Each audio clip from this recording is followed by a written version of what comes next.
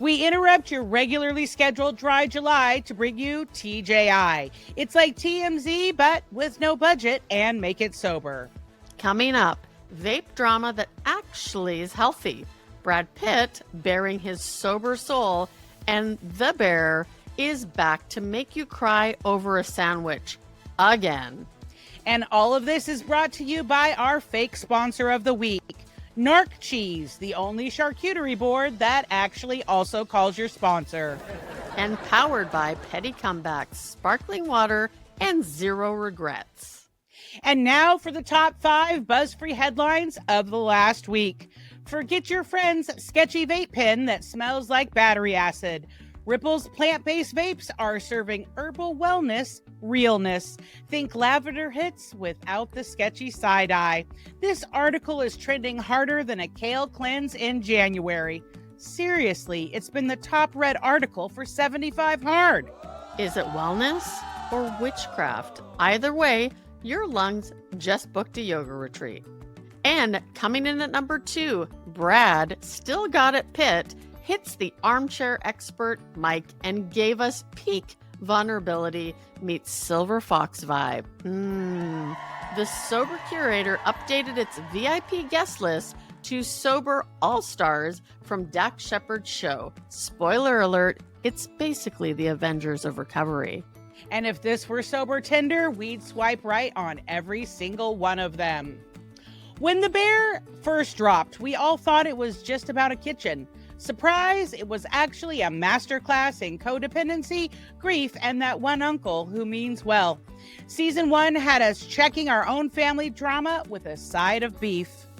Anthony Bourdain once said, "Your body is not a temple, it's an amusement park. And this show, it's an emotional roller coaster you don't want to get off." And for the second course of The Bear, Season 2 turned up the heat. Think Al-Anon on an acid trip. Chefs sobbing, cameos dropping, and soundtracks slapping. The dysfunction is juicy and somehow healing? It was more emotional than a group share at Burning Man. And just when you thought it couldn't get deeper, Season 3 said, "Hold my non-alcoholic beer." We're unpacking decades of generational trauma and then plot stop. The ending had us screaming into our aprons. It's giving HBO cliffhanger with PBS level emotional depth. And now for the Sober Sip Spotlight Celebrity of the Week. Slim Shady just dropped more than bars. He's launching a Recovery 15th anniversary capsule that's hotter than mom's spaghetti. 15 years later, the Recovery album still slaps. We stand a clean king with drip. 15 years and still not afraid? Somebody hand him a Sober Curator Sobies Award. And now for the top 5 sober events. Living Sober's 50th anniversary on July 3rd in San Francisco.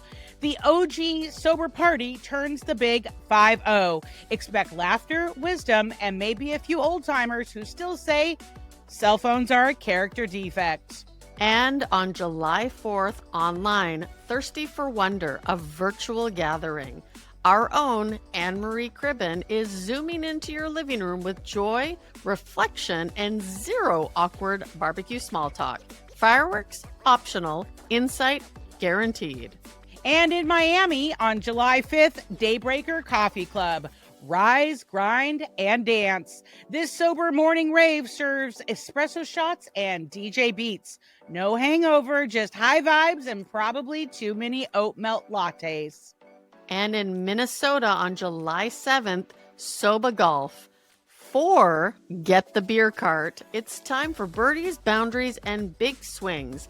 If you yell 4 in a group therapy voice, we support you. And coming in at number 5, another virtual event on July 9th, the Teetotal Initiative Book Club.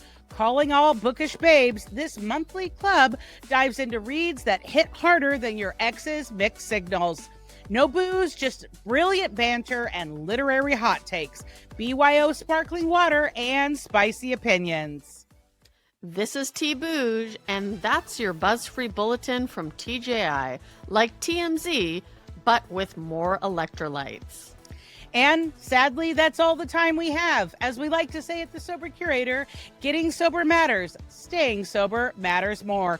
Wishing you all a safe and sober 4th of July. Thanks for tuning in. This is Alysse Bryson. And until next time, keep it real, keep it fun, and keep it sober.